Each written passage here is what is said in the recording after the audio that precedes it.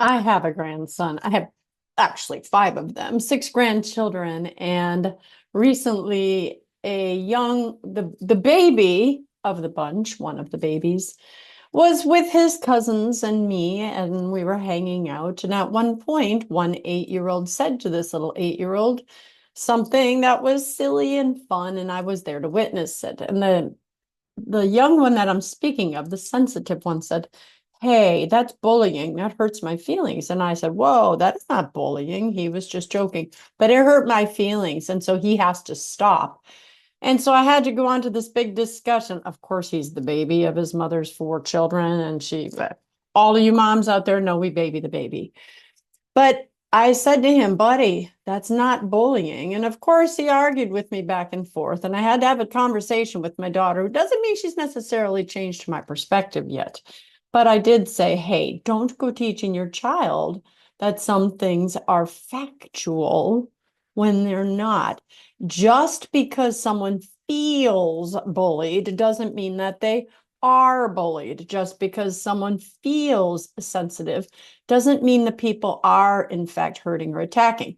Because this mentality we have about feelings is that if anyone, even a singular person, we have 8 billion people in the world today, and if one person's feelings are hurt or feels a certain way, you're supposed to abide by their feelings. Well, in that case, there's 8 billion different sets of feelings for each separate situation. The world cannot operate by hoping that we do everything right based on another person's feelings. Feelings are not facts. Now, Jesus does tell us to be compassionate, to be merciful, to care for one another. And so the way I say what I say needs to be done, all truth, but with love. That's where the phrase "speak the truth in love" comes. So this little grandson of mine, I love him, but I had to speak the truth to him. "Buddy, that was not bullying." And of course, he didn't agree with me because he wanted to get his way, but I had to speak the truth. I got a text message recently from a group that I run, and one of my standers, and they said, "Oh, you need to go reach out to so and so because she's being abused by her estranged husband." And I have known this person in my group, and that's not something I know about. She's told me many, many things. So he proceeded to send me a text message. He forwarded me a text message and said, "Here's what this estranged husband, this prodigal, is saying to her. He's verbally abusing her."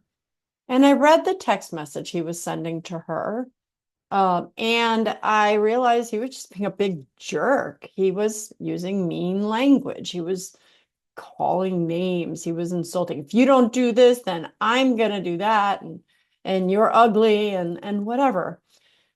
Now, I had to write back to this person saying, "Thank you so much for caring about this standard, but this isn't abuse. This is just a mean guy. He's saying mean words. Abuse is overused. We are not abusive when we call someone hurtful names. I've been called hurtful names and I've never been abused. I've uttered hurtful names towards my spouse, and that's not abuse. It is not acceptable. It should stop.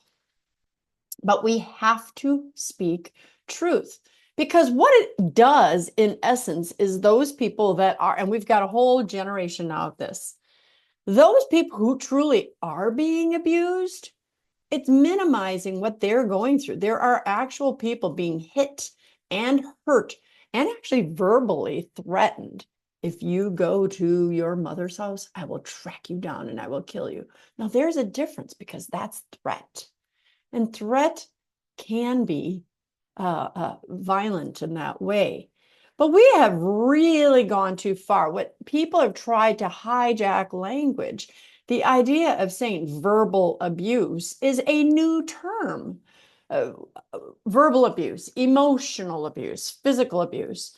And don't get me wrong, I've taught classes on abuse in my life, many of them. And I can tell you where manipulation is taking place, and I can tell you what is wrong. But this idea of saying you abuse my emotions, you abuse my feelings, there's a problem with that. Because what it does is it puts all the responsibility on the other person who's saying, so you're hurting me, so you must be the bad guy. You're saying mean things, you're the bad guy. We, as Christians, as adults, as people watching this video, must understand there's a difference between facts and feelings. And our world does not revolve around feelings. Satan has hijacked our culture by turning us towards feelings in the past 50, 60 years or so. And we need to take back our culture. We need to take back our language. Yeah, we need to help people to not be sinful. Yes, we need to help them to not be jerks. Yes, they still need to come to me for marriage help. When I teach them, it's like, that was an absolutely nasty thing to say, but it doesn't unmarry you and things like that. And I have said to many couples, well, that's not abuse. That's just mean and ugly. Remember, abuse is about power and control, and I'm not going to make this video about that. But I do ask people all the time, what are the facts? So when people say to me, well, I had one man, I was abusive. I said, really? Everything about this man was completely humble and passive. And he described to me a situation. So, well, my wife was coming in my face and she's jumping at me and she was pushing around and I almost fell. So I put my hands up to block myself and she fell backwards. It's the abuse. He had been convinced by others that he was abusive because he was so passive and he always wanted to do what was right for others. And they, in fact, actually abused that knowledge of him and convinced him he was the problem. So the fix to this is to always look at what are the facts. And when I talk to people, I always say, well, you were abusive? Tell me the facts. Tell me what happened. And then I also just don't believe one person. I go to the other person. I go to others around. Tell me the facts. And if we can keep our conversations, if we can keep our lives, if we can keep our decisions focused on what is factual, doesn't mean we disregard other people's feelings. Jesus didn't disregard other people's feelings. He just spoke the truth. He did it with love. And what is love? Love is patient, kind, right? So he spoke the truth with kindness. He spoke the truth with patience. He spoke the truth without being rude. Apply that, Corinthians 13 in there to understand what love is. Speak the truth in love. Love does not keep record of wrongs. So speak the truth and don't keep a record. We've got to turn our culture back to facts. We've got to turn back to, when people say, well, I'm going to follow the science. And yet they don't. They follow a person's feelings, especially when it comes to their identity. Well, again, this identity language is this whole concept of identify with what I feel. Well, feelings, not facts. So you must identify with who you are and not who you feel you are. I don't know if this helps, but I need you to ponder that. Do you focus on facts or do you focus on feelings? Are you the more tender person and thus you expect others to curtail their lives just to your feelings? Or are you the more harsh person and you don't consider people's feelings? I used to think we all needed to do everything to help the person who had feelings because you should make me not feel that way, like my little grandson. But then I realized sometimes those of us feelers had to get a little bit more of a suck it up kind of thing.